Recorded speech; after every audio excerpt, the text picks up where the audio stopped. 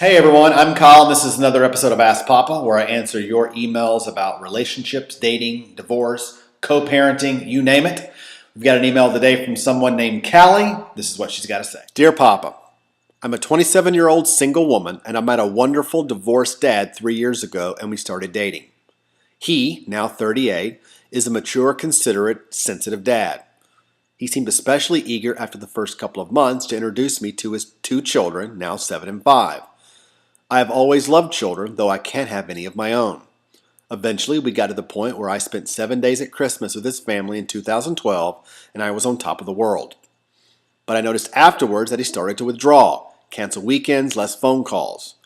He also lives 5.5 hours away and had to take care of the kids more when his ex took a job. I just took this in stride because I knew sometimes life and his great sense of responsibility would take some time from us. In April of 2013, an acquaintance found out that he was dating someone and took it upon herself to tell him that I clearly would need more if he wanted it to last. That night, he called me up and broke up after a short explanation that we just weren't working. So it's been almost a year. We are still friends but haven't been intimate ever since the breakup in April. But the attraction is undeniably still there. But I can't stop thinking about him and feel as though, even if I tried to move on, it wouldn't be fair to another guy, because clearly my heart isn't in it for another man. I'm loyal to a fault. I'm just wondering, if waiting for a divorced dad who cares about me but has commitment to his kids is worth the wait. Thanks, Callie. One of the first things that caught my attention was Callie's assumption that boyfriend did not want to be with her because of his responsibility to the kids. Maybe that's true. I'm not so certain of it. One of the reasons why is because he had time to date someone else when Callie thought that they were still together. That's a sign of someone's character. That's not something that should be blamed or can be part of responsibility. So I would be careful, Callie, for you to assume that he does not want to be with you because of his responsibility to his kids. Now, I think part of the challenge that you're having and why a year later, after your relationship is over, that you're finding it so difficult to move on is that boyfriend never gave you closure. He gave you an excuse that it just simply wasn't working. And that's not enough. That's a sign usually if someone is that short about why a relationship is over. It sounds to me like they're hiding something. It's the same adage as, well, it's not you, it's me. Now, no, it's always someone else. It's just a matter of what that is. And I think that he hasn't given you the closure that you feel you deserve, and it's making it very difficult for you to move on from the relationship. Now, to your question on whether or not you should wait for a single father who has responsibilities to his kids.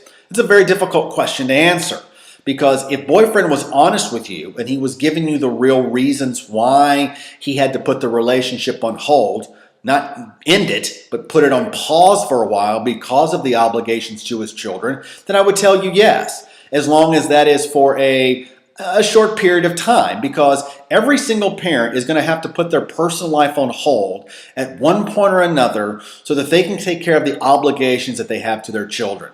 Especially as a relationship in a prayer marriage, for example, is over, they really need to stay away from the dating world for a while, and that's rightfully so.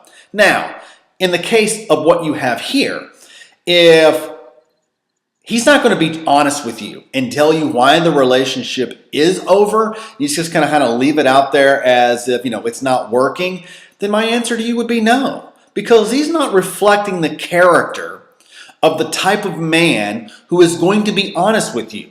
He's going to hide things from you because he's hiding something from you now. He also hid the fact that he was dating or seeing another girl while he thought he was with you. So there's a couple of red flags there that you simply cannot try to avoid because they're just hanging out there for the world to see. So before I give you some answer on yes or no, I think that you really need to go to boyfriend and understand why the relationship ended. Why did he end it? And if he starts to sidestep or tries to avoid the question because he doesn't want to give you an answer because maybe it'll hurt your feelings or maybe it'll make him look bad, then you really got to ask yourself, is this the type of guy I would want to wait around for anyway? Let's say, for example, he is. waiting around, and he's told you that he's waiting around because he's got issues with his kids, or he's got issues with his ex-wife that he's trying to work out, and there's drama there that he's trying to move through, and he really doesn't want to put you in the middle of that. That's very admirable. It's obviously a sign that he's doing the right things. But then you've got to ask yourself another question. The drama that he has today will become your drama tomorrow. And you've got to wonder, am I willing to take that on? Because do not kid yourself.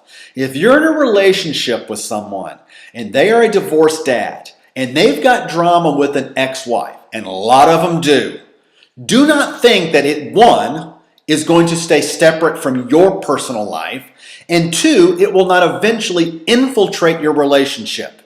So you've got a couple of things, Callie, that you really should consider. I don't think the answer to your question is black and white. I don't think you have enough information from boyfriend to be able to give you that. But I think that you've got a couple of things that you need to begin to figure out so that you can make the decision, ultimately, if boyfriend is going to be the guy who's worth waiting for. So Callie, thanks so much for your email. I wish you the very best of luck. And thank you for listening to this episode of Ask Papa. If you want to send me a note, go to my website, chopperpapa.com. Click on the contact page, send me a note. I'd love to hear from you. Thanks.